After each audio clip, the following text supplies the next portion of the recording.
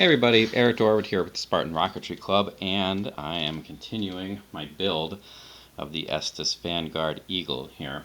So in the intervening time between the last episodes, this decorative plate is done, it is dry. It again, is purely for decoration, but it's going to go on like this, just as, a pretty little doodad. We don't really need to worry about that. So off that goes to sit until paint time. I finished gluing all the fins together. The last one was a little wonky because I had to glue, I had to attach two fins to each other for the last bit to fit in. It fit, I mean, it's fine. I did have to re-glue one of the fins because it kind of delaminated. And honestly, I don't know how straight these fins are. They look close, but not like 100%. And I don't think there's really much of anything I can do about that. So hopefully it's straight. I also attached the little decorative nozzles to this part, as well as finishing the teeny tiny little ones on this part. So the nose cone here is basically done, so that can be put off to the side as well.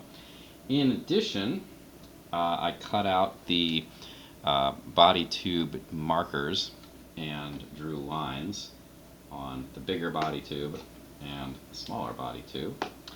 So I'm ready to proceed. The next thing that I need to do is I need to attach this part here to this part. Again, I'm going to end up using plastic cement for this, even though I would typically go with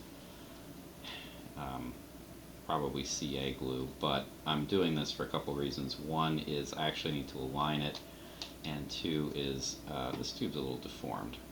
So, in order for this to work right, I do need to make sure it's lined up properly. So the lines that I've drawn on it, one is a fin line, so that's going to go, I'm going to line it up to the seam, any seam, it doesn't really matter which. And the other one is going to be for the launch lug. It's just to make sure that the two pieces are offset from each other, so I don't end up, gluing this in such a fashion where the launch lug would line up with a fin, or with one of these bumps here, the boosters, I guess what they're supposed to be, and make the whole thing unflyable. Now, because this tube is a bit warped, this is not going as easily as it could. Again, it's always a good idea to test fit things before you glue them in place, but this is kind of the main reason, there we go, why I'm not using CA for this. CA, like if I got it on here, I might not have time to line it up and adjust it like this. So that's how I want to glue it. That was, oops, no, not CA. Just get through saying not CA and I grab the CA. Lovely. Anyway, so one more round of plastic cement here, which is of course clogged because, whoops, why wouldn't it be clogged? Seems like, I don't know, it just really, really loves to get clogged. Alright, so it also seems to be very slow in starting for some reason too. There we go. Anyway, so I'm going to apply this to the inside of a tube here, and remember, this stuff does exactly nothing to paper. It works by essentially melting the plastic. So this is not going to be the world's strongest joint. Speaking of strong joints, I'll bump that one. Alright, so I'm going to align this line here with the seam, and that should be great. Did bump one of these, I wonder which one it was. Oh, that one. Yeah, I did jostle that a little bit. Oh, that's fine. Alright, so that needs to dry, and that's fine. I mean, might as well, right? Anyway, so that's going to dry for a little bit. There isn't really anything that needs to happen with this for a while other than drying. We do need to attach a launch lug eventually, but I don't need to do that right now. I mean, I suppose I could. We'll see. I'm probably just going to let that dry for a little bit.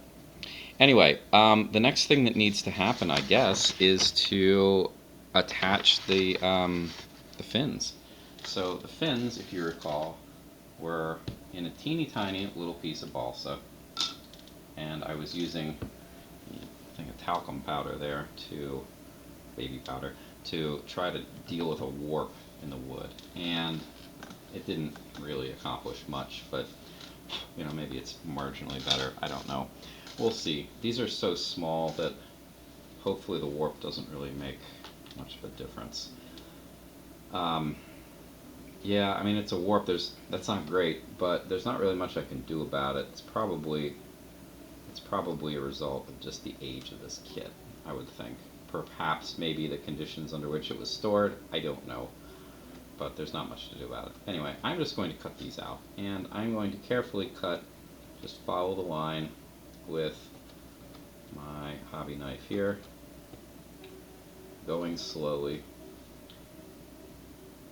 because I don't want to damage anything, I don't want to damage myself, and unfortunately, like, there's only, this cut right here was the only one that, well, I guess this one too, that was going with the grain. With the grain, cuts are usually quite easy. The ones that are against the grain, those usually have to take multiple passes at. It's also, I'm not entirely sure where the burrs are in this. Usually I just cut the burrs out. Well, I don't really see any burrs. And I see one right there, but that's kind of it. Anyway, I am going to take this nice and slowly. And notice too that first of all, I'm cutting away from myself. This thumb maybe not as away as could be, but I'm cutting away from myself, and I'm cutting away from the fin as best as I can.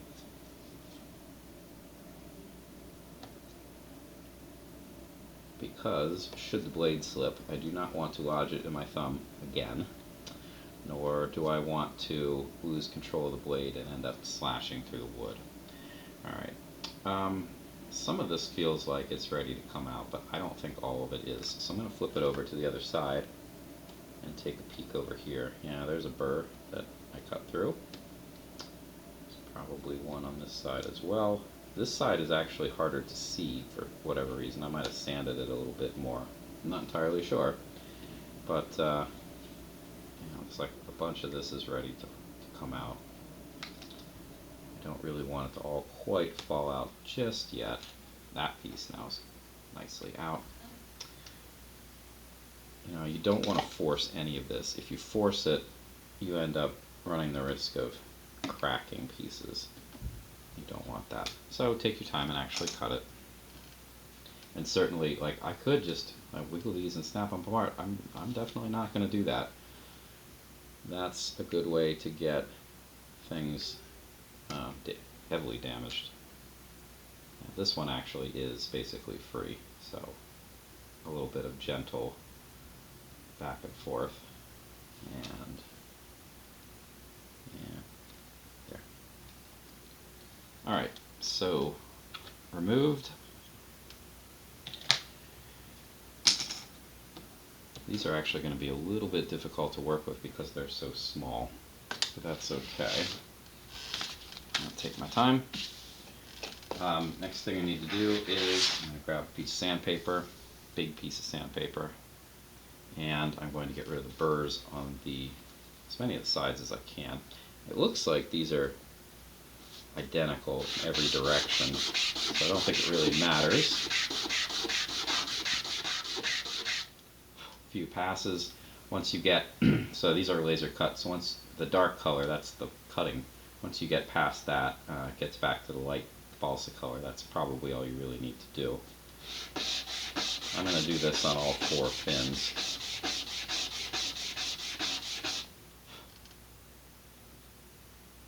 Really, my goal here is to get rid of the burrs, but getting rid of the burn is actually kind of nice too. Makes it easier to paint. At least I think it does. And then the one on the top, this is the smallest one, so it's actually going to be the most difficult.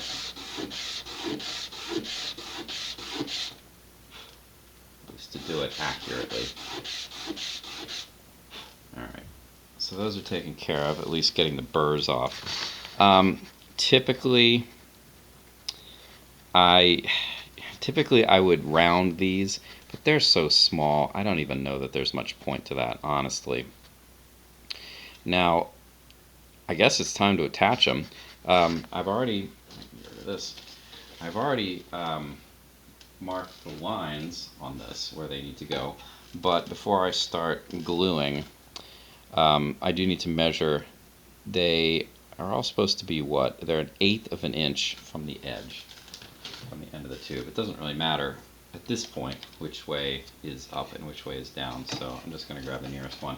I'm also going to not start at the end of my ruler, because the end of my ruler is a little hard to read at this point. 1/2, 1/4, 1/8. There's my line, and I'm going to repeat this for each of the 4 lines. You do want to do your best to make sure this is accurate, because you don't want the fins staggered vertically. You want them all as close to 1/8 of an inch from the edge as possible, so you don't have one that's hitting the air column before everything else. Alright, I don't know how many of these I'm going to glue on camera. This should be fairly simple because they're so small.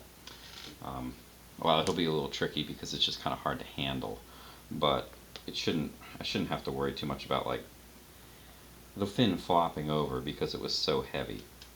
Alright. Quick little bit of advice. The instructions mention this, but there is a front and a back, like a leading edge and a tailing edge, even though they are essentially, I mean, I haven't measured them, but they look like trapezoids, but they look like isosceles trapezoids, so these two sides are the same. There is a front and a back though, and you want to look for the grain. So the grain is going diagonally like this. That means this is the leading edge. The leading edge should be parallel to the grain. So, use my typical gluing technique here. So I'm going to put a little bit of glue. I'm going to get a bit of balsa scrap or dowel or something. I'm going to spread this thin. I'm going to wait about 30 seconds, and then on will go a second layer of glue. This is going to be, I don't know, this should go reasonably quickly, but it's probably still not worth, me doing all these on video. It's not that interesting. The first one tends to be the easiest because you don't have any other fins on. You can lay it flat, don't have to worry about stuff flopping over while you're fiddling around with your fin. And the last one tends to be the most difficult because you have the most things to worry about at that point. Alright, so I'm going to line up the back with my mark and right on the line, and then I'm just going to kind of roll it forward. I can't really see how lined up that is, so I'm going to adjust it after the glue starts to tack a little bit. So after maybe 15 seconds I'll take a little examination, and if I need to adjust it, if the line isn't right, then I'll fix it. I can at least see that it's back as far as it should be, so that's good. That I mean, that's easy to fix too, but it is a mild irritant. Alright, looking at this, it looks pretty well centered. I don't think it needs a whole lot of adjustment. I'm just going to check.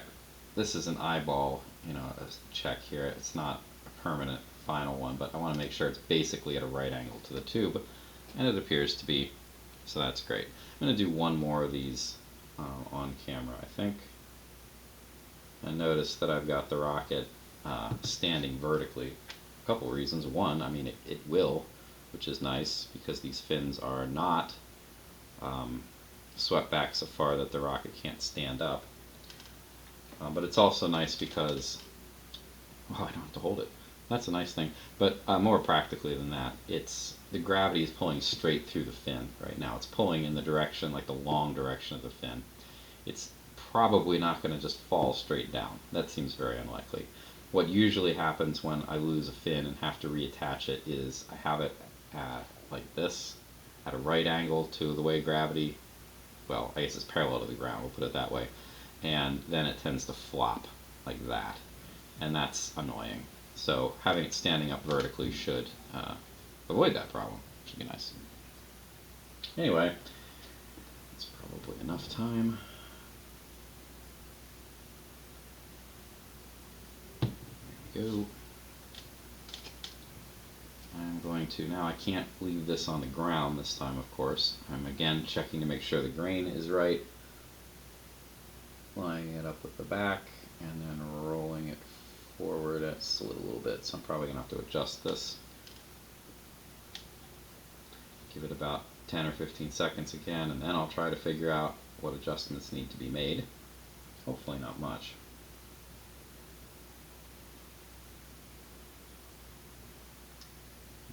Hopefully it's probably pretty good. Yeah, this is not on straight. So I'm going to carefully rotate it a little bit because it was askew.